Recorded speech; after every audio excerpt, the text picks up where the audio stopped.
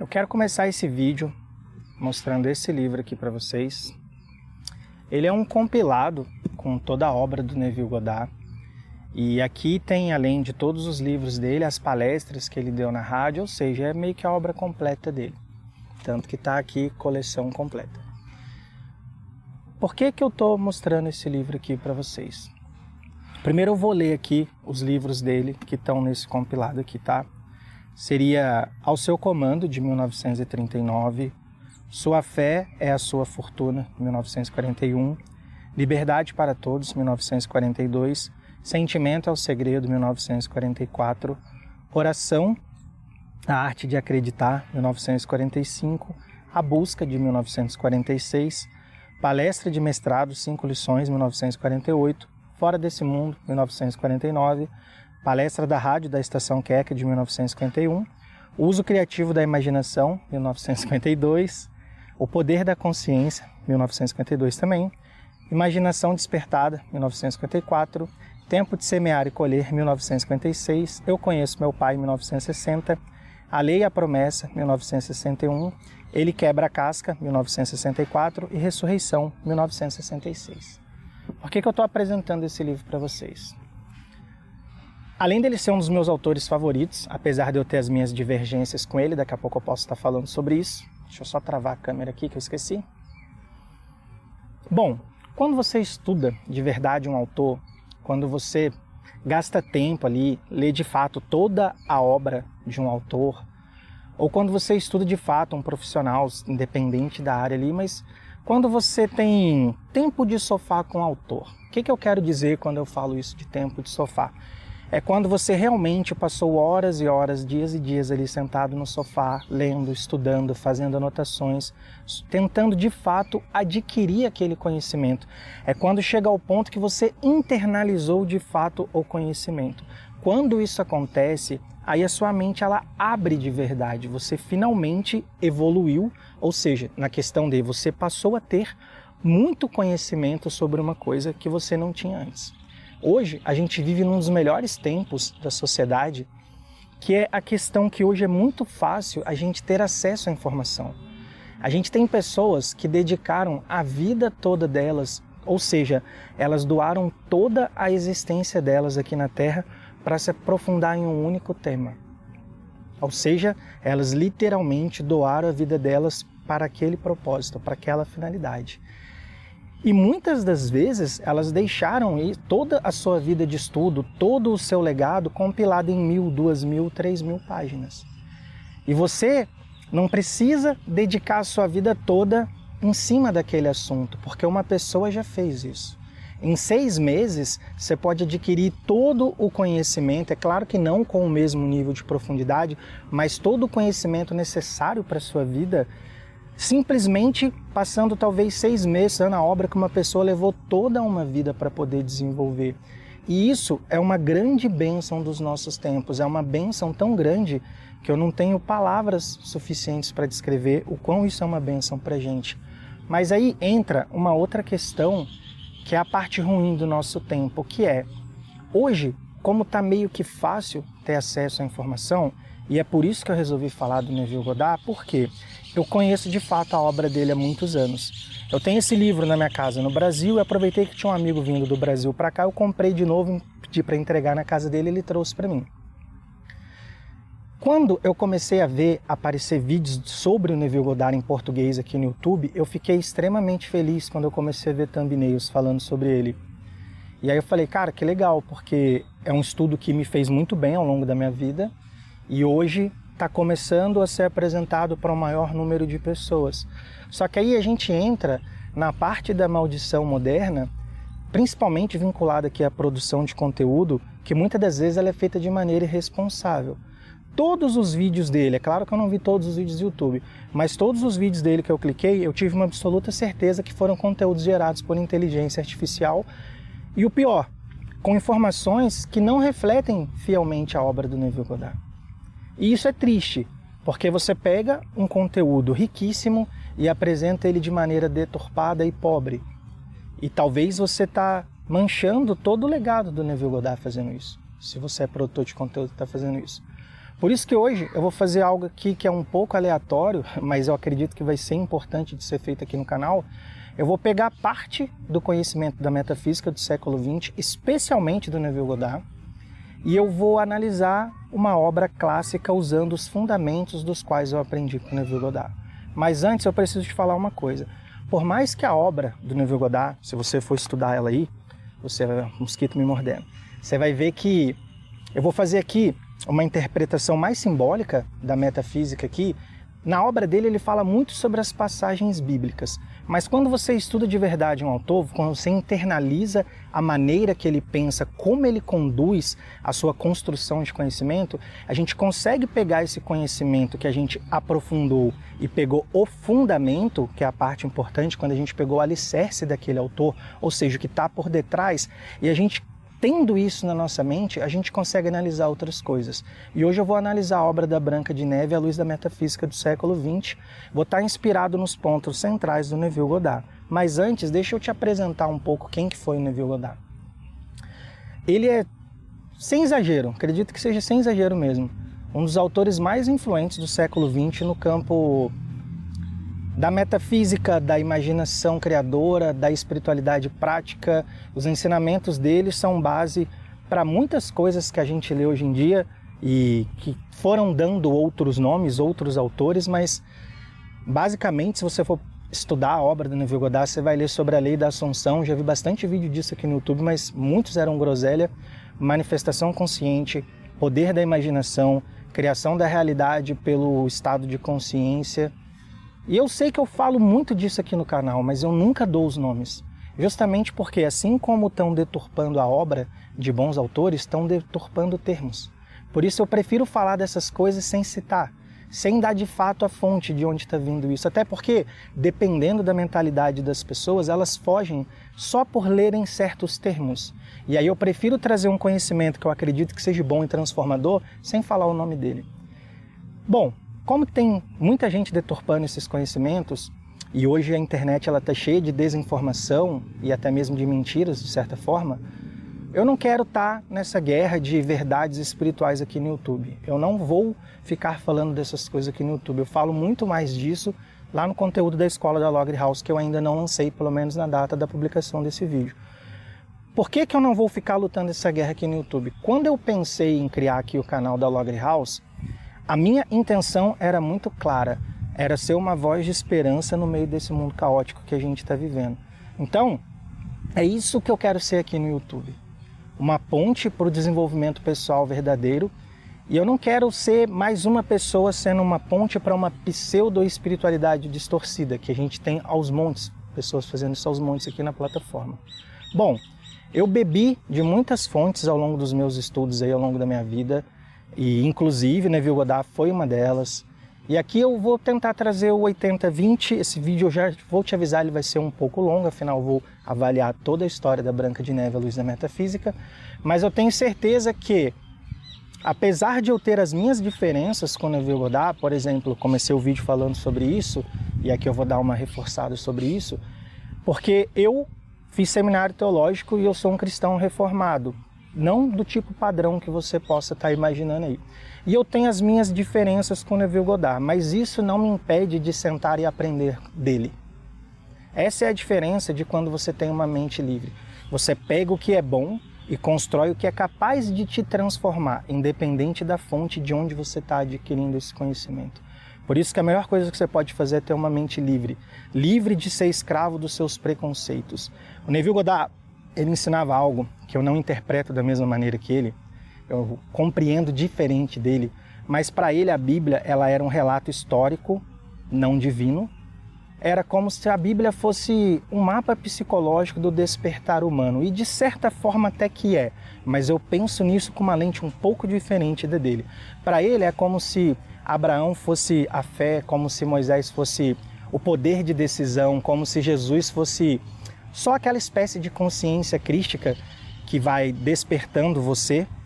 Ele pensa na crucificação como a morte do velho eu, ele pensa na ressurreição como assumir um novo estado de ser, ele pensa nos milagres como uma espécie de mudança de consciência. E isso se conecta muito ao estilo metafísico de outros autores e autoras que são muito bons também, como a Florence Scovel-Shinn, como o Joseph Murphy e muitos outros autores que bebem dessa fonte da metafísica do século XX.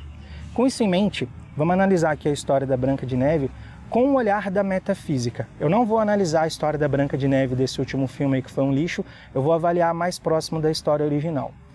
Então, vamos começar a nos aprofundar nisso, na parte invisível e na parte simbólica por detrás do conto da Branca de Neve.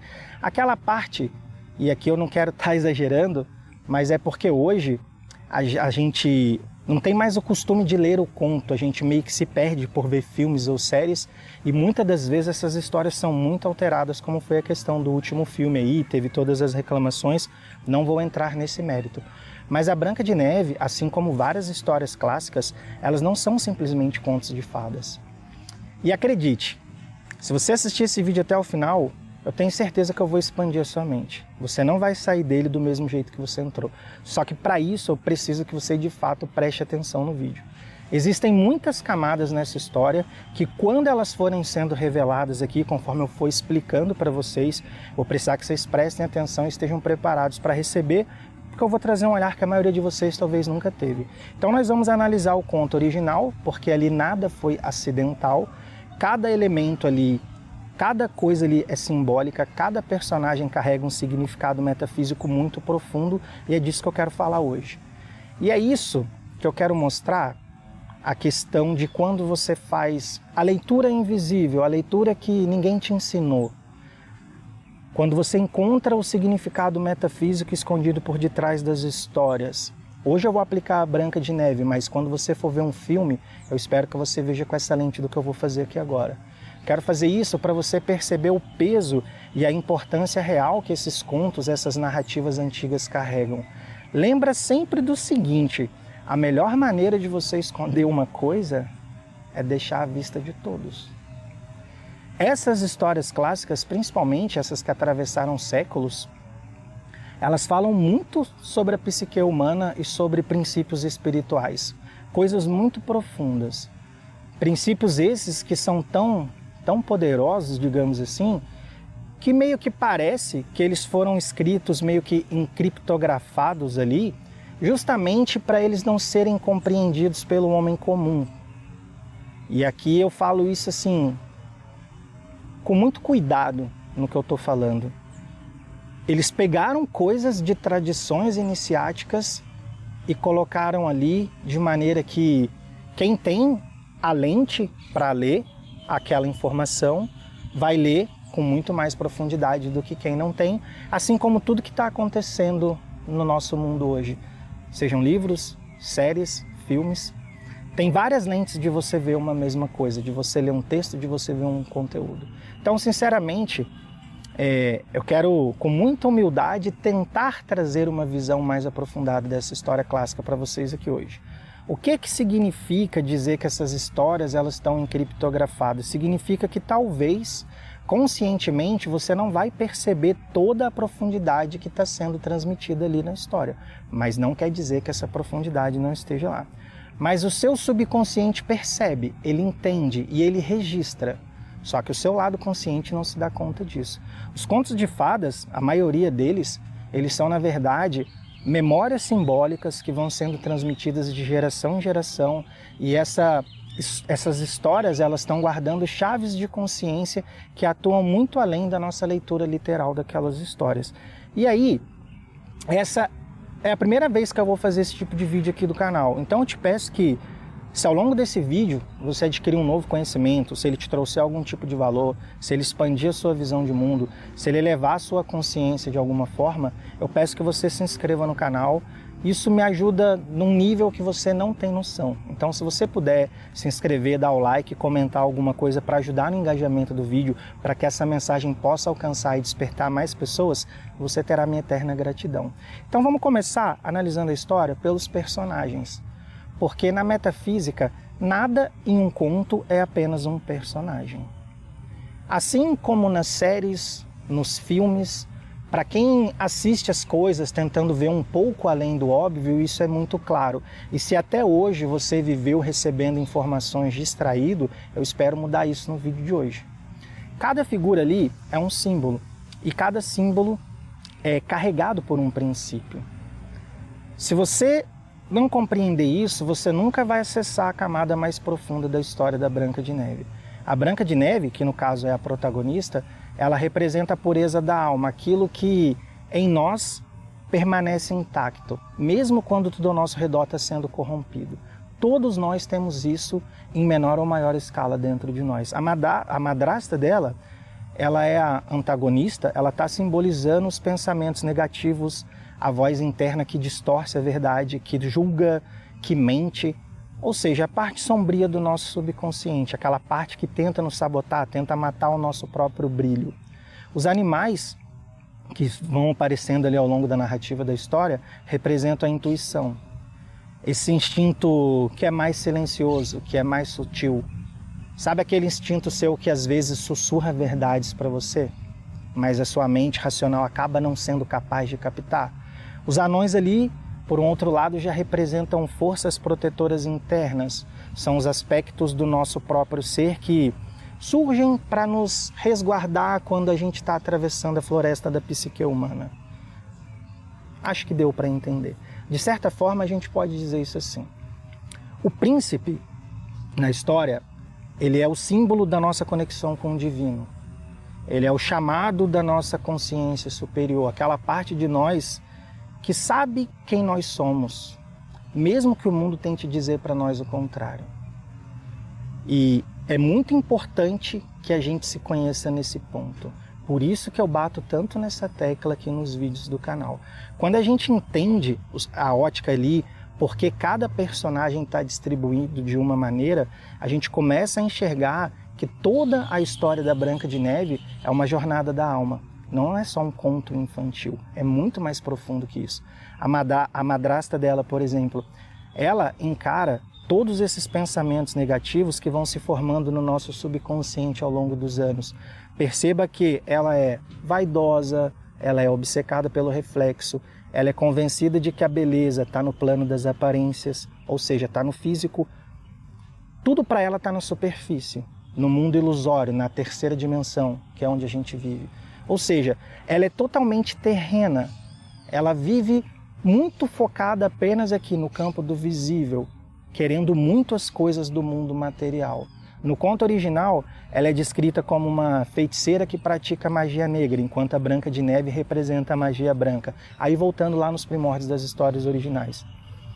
Aqui existe um ponto que eu gostaria que você guardasse, que magia branca é formulada com palavras de amor e magia negra é formulada com palavras de ódio. Não que seja isso, mas dentro do contexto da história da Branca de Neve. Na luz da narrativa, da forma como esses personagens foram apresentados, é isso que eles estão expressando, ao menos dentro do contexto da história da Branca de Neve. Eu só estou pegando a parte simbólica e fazendo uma analogia. É claro que, se a gente for pensar em campos de magia, a gente tem todo um universo, poderíamos aprofundar muito mais coisas aqui, mas hoje eu só quero me ater ao conto da Branca de Neve, para que vocês possam tirar maior proveito e que esse vídeo também não seja interminável. É interessante a gente observar também ali que ao longo da história, logo no início, a Branca de Neve ela fala para o poço e faz um pedido. Ela espera que o próprio poço devolva para ela uma resposta como um eco. Ali está um princípio espiritual em ação, por mais que eu não goste muito de falar sobre espiritualidade aqui no canal. Se vocês quiserem, eu até posso fazer um vídeo inteiro sobre o efeito eco, porque eu acredito que ele é uma coisa interessante. Mas fazendo aqui um resumo bem resumido do que seria o efeito eco, é tudo aquilo que você pronuncia com a sua palavra, acaba retornando para você como se fosse um eco multiplicado. E o mais curioso é que é exatamente nesse momento ali da história que vai aparecer o príncipe, a figura pelo menos dele. A conexão com o divino, a resposta vibracional ao desejo que ela lançou, se é que a gente pode interpretar assim. O príncipe ele não surge por acaso. Perceba que ao longo da nossa vida, a gente às vezes pensa que as coisas estão acontecendo ao acaso, mas elas foram intencionadas de alguma maneira. O príncipe, dentro desse contexto, ele está sendo atraído pela vibração da palavra dela, pelo canto que é, metafisicamente falando aqui, é o eco da própria intenção dela. É como se fosse a lei espiritual sendo cumprida ali. É o invisível se movendo, é o divino respondendo à frequência da alma dela, por assim dizer. Mas é aqui que entram também a questão dos pensamentos negativos operando como a verdadeira magia negra dentro ali do subconsciente dela, que no enredo é regido pela madrasta dela. Toda vez que eu ou você, que nós dizemos coisas assim, eu não sou o suficiente, ou eu não sou bonito bastante, eu não sou digno bastante, eu não mereço isso. Isso é para outro tipo de pessoa que não eu. Para mim, tudo é mais difícil. Eu tenho a sensação que eu estou carregando o mundo nas costas. Todos esse tipo de coisa que às vezes a gente fala, sem dar a devida importância de estar pronunciando essas coisas, são decretos que a gente está lançando que vão nos sabotar. Vão sabotar essa nossa conexão com o divino. Vão matar a nossa ligação com o príncipe, por assim dizer. Os animais na história, eles representam a intuição. E isso é absolutamente essencial na história. Por quê? A intuição, ela nunca grita. Que fique claro, a sua mente, quanto mais elevadas forem as coisas, mais sutis elas serão.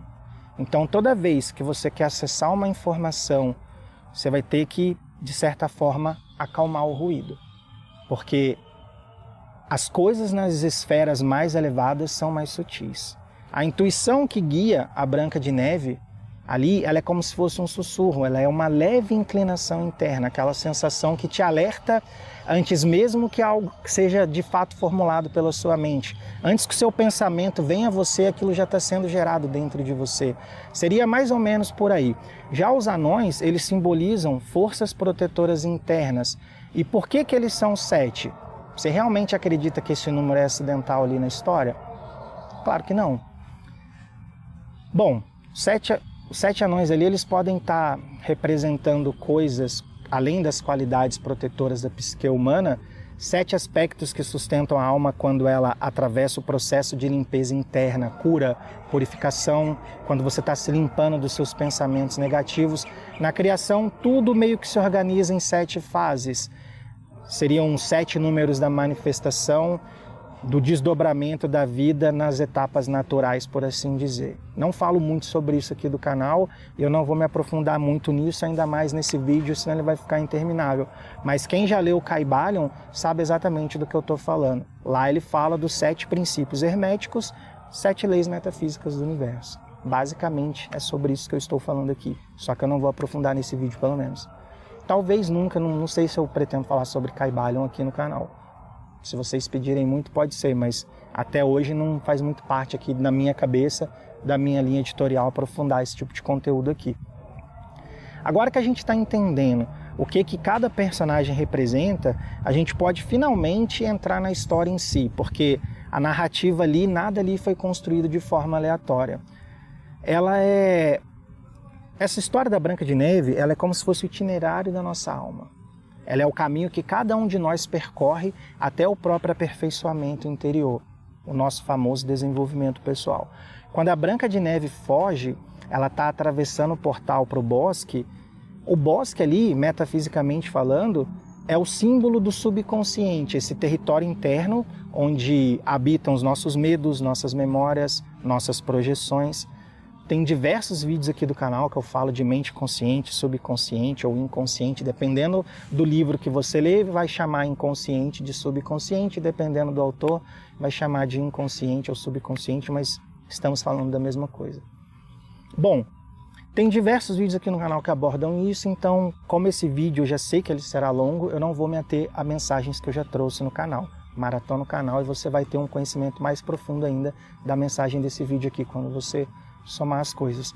Voltando aqui à Branca de Neve, ela ali sozinha, ela começa a enxergar formas distorcidas, rostos ameaçadores nas árvores. Quem já leu ou quem já pegou as versões mais antigas vai se lembrar disso, mas tudo ali é criação da própria mente dela. E aqui tem uma chave, preste atenção. É exatamente o que acontece com a gente quando a gente está atravessando situações na vida que nos fazem acreditar que a gente está em perigo, que o mundo é hostil, que nada aqui é seguro. Nesses momentos, quando a nossa mente começa a projetar monstros na nossa vida, começa a criar ameaças que talvez nem são reais ou que a gente transforma elas em maiores do que elas de fato são. Então, perceba como que começa a se apresentar ali, nesse momento da história, uma força impressionante, uma força que parece ser mais forte que ela. Assim como essas coisas se apresentam nas nossas vidas, parecendo que são mais fortes do que nós. Então, presta atenção que eu disse parece, tá? Mas lembre-se que nem tudo que parece é. Então, não abrace as forças externas como se elas fossem maiores que você. Afinal, é você que cria a sua vida, com as escolhas que você faz, com quem você decide ser todo dia quando você acorda. Quando os animais aparecem ali na história, eles também ficam assustados ao ver a Branca de Neve ali em pânico. E ela fala uma frase interessante para eles. Desculpa, eu não queria assustá-los. Vocês não sabem pelo que eu passei. Essa frase é muito profunda. Espero que você pense nela para o resto do seu dia fora aí. Ela reconhece ali que tudo isso aconteceu porque ela estava com medo. Um dia eu vou fazer um vídeo só sobre medo aqui do canal. Vocês podem até me cobrar isso, porque é um tema muito importante de ser tratado. Quando a Branca de Neve percebe que ela estava com medo, ela desperta para a verdade. As figuras tenebrosas não estavam lá fora, elas estavam dentro dela. Lembra dos nossos sabotadores interiores que eu tanto falo aqui no canal? Perceba que eu estou conectando toda a mensagem do canal dentro da visão simbólica da metafísica do século XX que a gente está analisando a história da Branca de Neve. Tem muitas camadas nisso que eu estou falando aqui. Tem muitas coisas que, se vocês assistirem o conteúdo do canal e forem aprofundar, vocês vão perceber que eu estou pegando a questão de todo o eco da mensagem e estou conectando meio que todos os vídeos aqui, dialogando com a história da Branca de Neve. Quando chega nesse momento ali da história dela, entra a importância dos animais na história, porque eles representam a nossa intuição, ou seja, o nosso instinto mais sutil, aquele que tenta guiar a nossa mente quando a nossa mente está tentando ser tomada pelo medo, mas ainda existe uma pequena voz de esperança lá dentro. Todos nós temos isso. E aí os animais começam a acompanhar a Branca de Neve o tempo todo, mostrando para ela o caminho, indicando a direção quando ela reconhece que precisava de ajuda. Tem coisas que eu não quero falar nesse vídeo. Quando ela pede ali um lugar seguro, os animais conduzem ela até a casa dos 7 anões, e na linguagem metafísica ou onírica, pense como você quiser, a casa na história representa o nosso eu interior, o espaço íntimo da psique humana, onde a gente guarda as nossas estruturas mais profundas, onde a gente está reorganizando o que está em desordem dentro de nós, onde a gente começa o nosso processo de cura, quando a gente começa a de fato se libertar. No simbolismo ali dos sonhos, né, que é amplamente difundido e reconhecido, aí o que eu vou falar aqui agora não é novidade para ninguém, sempre que a gente sonha que está dentro de uma casa, a gente está dentro de nós mesmos. Estamos dentro do nosso eu interior, ou seja, a gente está acessando o nosso subconsciente através de uma mensagem que está sendo passada para a gente ali dentro de um sonho, mas não é muito o foco aqui do canal.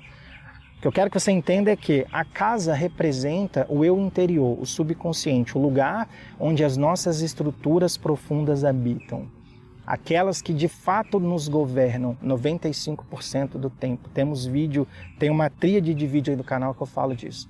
Você está pronto para isso? Parte 1, parte 2, tem um outro que eu não lembro, vou deixar os 3 aí na descrição.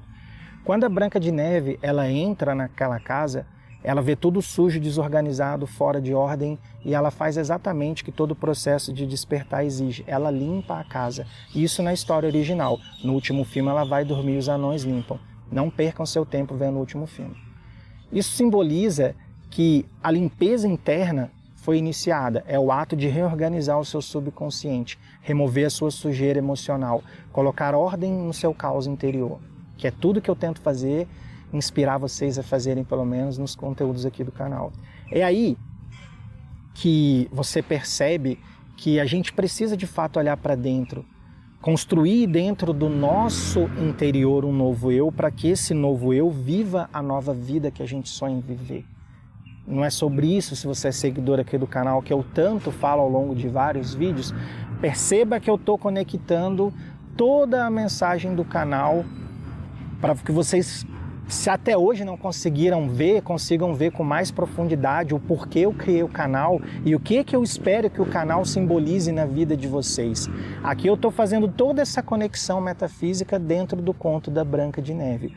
Então, voltando a ele, na questão ali dos 7 anões, quando eles aparecem, eles são representações desses aspectos protetores. Eles oferecem abrigo para ela, ou seja, proteção dentro dela mesma.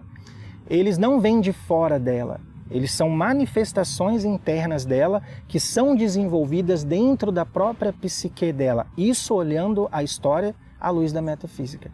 Quando a Branca de Neve, ela limpa o seu interior, ela reorganiza seus pensamentos, ou seja, ela purifica a sua energia por dentro, ela está limpando a casa.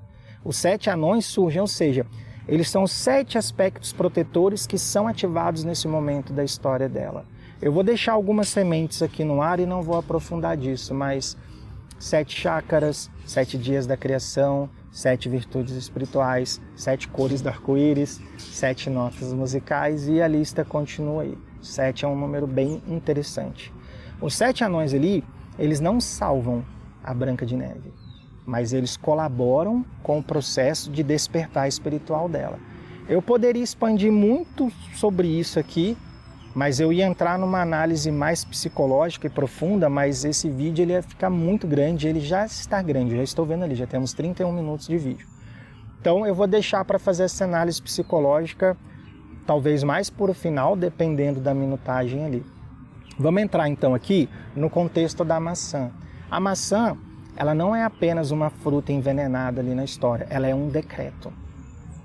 Guarde essa palavra, a maçã ali na história é um decreto.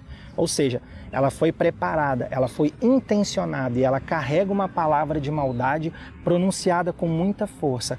Palavra é lei no mundo metafísico. Quando a Branca de Neve morde a maçã, ela não está apenas provando um fruto proibido, ela está acreditando em uma mentira, em toda a intenção que foi lançada naquela maçã. E qual que é a mentira ali? É a mentira primordial da humanidade, a crença no bem e no mal como forças separadas, a crença na dualidade, a crença na separação, a mesma ilusão na qual tantas almas se perdem aqui na Terra, por assim dizer. No momento em que ela morde a maçã, ela cai no sono de morte. E o sono de morte que ela vive ali na história, é o nosso próprio sonho adâmico. E talvez você esteja se perguntando assim, talvez, não estou dizendo que é o seu caso, mas se tiver eu já vou responder. Tá, Daniel, e o que é o sonho adâmico? Porque talvez você nunca tenha ouvido essa expressão. Então eu vou te responder. Na metafísica, a gente chama assim a nossa queda da consciência. Vou pensar de um jeito bem prático de explicar isso. É quando o ser humano acreditou na mentira da separação, ou seja, quando ele mordeu o fruto proibido, ele caiu do estado de superconsciência, de plenitude e harmonia ali do Jardim do Éden para o mundo das aparências. Lembrando que eu falei que a madrasta dela, ela vive completamente, toda a sua ótica de mundo é voltada para o mundo das aparências. Ou seja, seria a nossa descida para a terceira dimensão.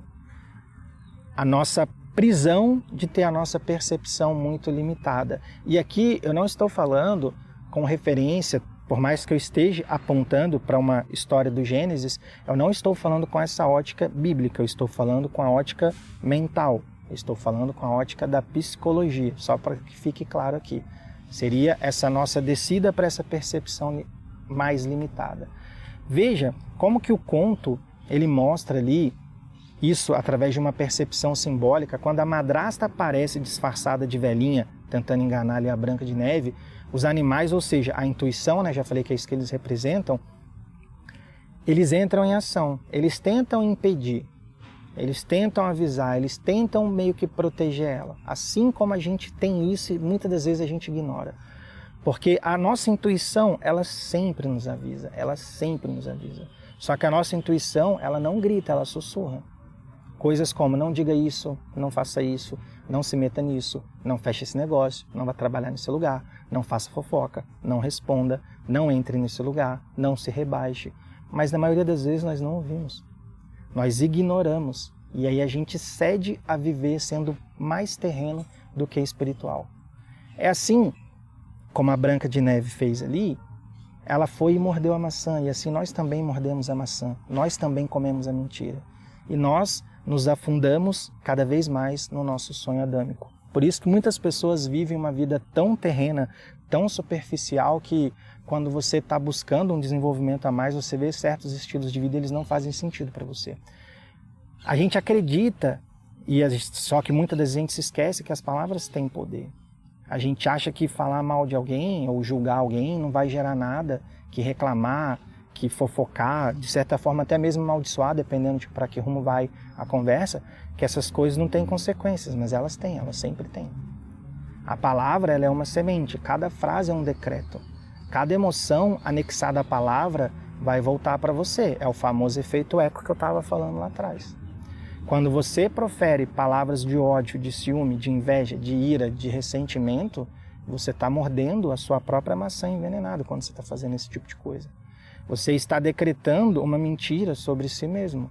E, inevitavelmente, você começa a viver uma realidade moldada por essa mentira. Por isso que é importante que a gente preste muita atenção nas rodas de amigos que a gente senta, se é que são amigos, no tipo de conversa que sai nos ambientes que a gente frequenta. Esse é o filtro para saber se você tem que estar lá ou não. A vida e a morte, elas estão no poder da língua. A metafísica moderna pensa sobre isso, e isso também é falado em Provérbios, para ser mais exato em Provérbios 18, 21. A morte e a vida estão no poder da língua. O que bem utiliza, come do seu fruto. Acho que é assim que está escrito lá, depois você pesquisa aí.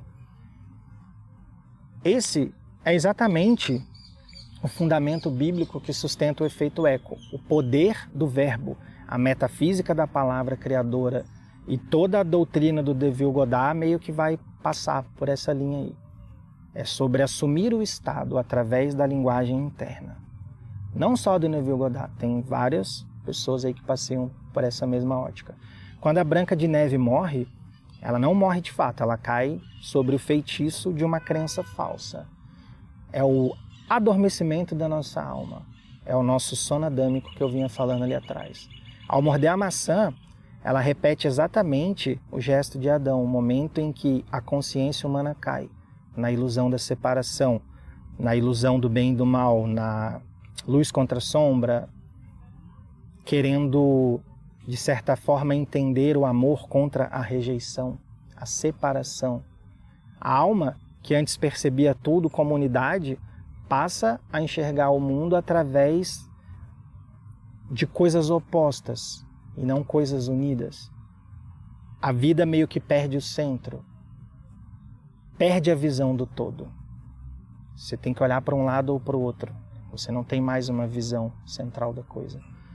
Outro autor interessante, Florence Scovesin, diria que nesse instante ali, a mente humana se submete à lei do karma, à lei da ação e reação, e esquece que existe uma lei superior, que é a lei do espírito. Mas eu não quero levar esse vídeo para esse lado agora. Ou seja, quando a nossa alma começa a viver de fora para dentro, a gente está acreditando no que vê, no que ouve, no que o mundo diz que é. A Branca de Neve acredita nesse feitiço. Ela acredita no julgamento do espelho, ela acredita na maldade da rainha, ela acredita que está em perigo, ela acredita que pode realmente morrer. E quantas vezes eu e você caímos nesse engano?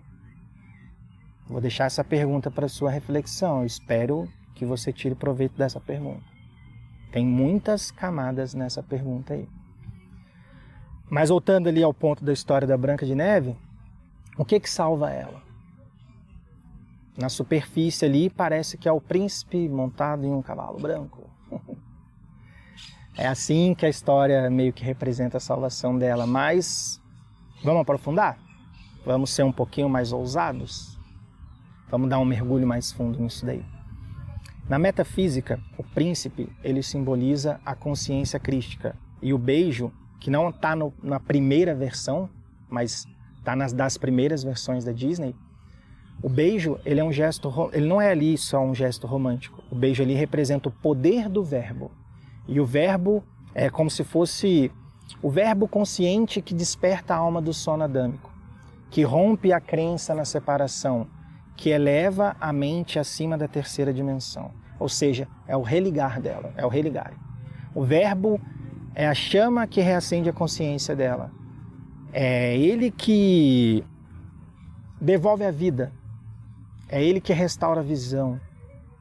É ele que lembra a alma dela quem ela é. E só quem verdadeiramente se converteu, e eu vou repetir, verdadeiramente se converteu, vai entender com profundidade esse pedaço aí. Mas esse aqui não é um canal de religião.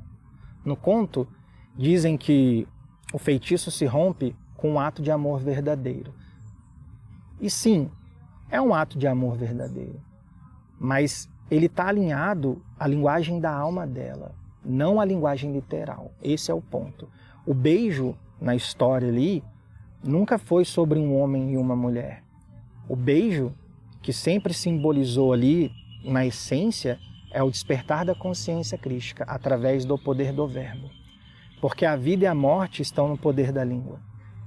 Ou seja, é através do verbo que despertamos do sono adâmico, que retornamos à nossa consciência criadora, que voltamos a lembrar quem realmente nós somos. Porque muitas pessoas estão vivendo a vida delas sem se dar consciência de quem elas são. Elas sabem o nome que deram a elas. Elas acham que são a profissão delas, mas elas não estão sabendo quem elas são de verdade. O beijo ali, ele não é um beijo, nunca foi. O beijo ali é uma palavra que cura. É uma vibração de amor verdadeiro que devolve a vida. É o toque invisível do Espírito que reorganiza a alma dela, que reorganiza a nossa alma. É o verbo consciente que restaura, que redime, que ressuscita. É ele que devolve ao ser humano o poder que a gente recebeu do Criador ao entrar nesse plano da existência. Mas eu já disse, eu não vou levar o meu canal para o lado da espiritualidade.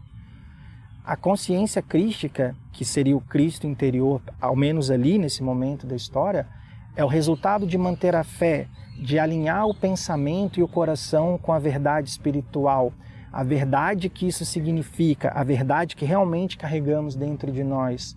Nesse mundo das aparências que a gente vive aqui, não é o nosso estado original. Ele é como se fosse um sonho denso, simbólico, e ele é transitório. É por isso que a gente morre. E aqui eu estou plantando algumas sementes. Em algumas pessoas eu sei que ela vai germinar. Se a gente quiser colocar aqui um olhar mais do Carl Jung, né, junguiano aí, a respeito da psicologia, representa ali o princípio masculino interno, reconhecendo a energia feminina elevada, acolhendo ela, se completando com ela. É a união interna, é a completude de fato. É a alma deixando de estar fragmentada. Só que essa já é uma leitura mais psicológica junguiana do que metafísica, e eu comecei o vídeo dizendo que seria uma visão metafísica sobre a história. Então eu não vou me aprofundar aqui na parte simbólica, psicológica da coisa. Vou me ater mais à parte simbólica, metafísica. Mas eu acabo entrando no viés psicológico porque é uma coisa que eu gosto de reparar aí ao longo dos vídeos. A verdade aqui, voltando ao ponto, é que a Branca de Neve ela não está morta. Ela está apenas dormindo. Da mesma maneira que temos tantas almas dormindo hoje. Pode ser que seja eu, pode ser que seja você. Fato é que no mundo hoje tem muitas pessoas presas a crenças que nunca foram delas. Tenho muito mais a dizer. Mas eu espero seguir falando em outros vídeos do canal. Eu acredito que, a partir do que eu te apresentei dos personagens aqui, já te acendeu um novo olhar para quando você for ver um filme, para quando você for ver uma história. Para você tentar entender o que aquele personagem representa naquele contexto. Quem ele é, que força ele é. Por que ele foi colocado ali? Não se engane. Não se engane, as coisas não estão nas histórias por um mero acidente. Se esse vídeo te aportou uma nova informação, se ele te agregou um valor. Vou pedir pela última vez encerrar esse vídeo que você considere se inscrever no canal caso você não seja inscrito. Nos vemos em outro conteúdo do canal.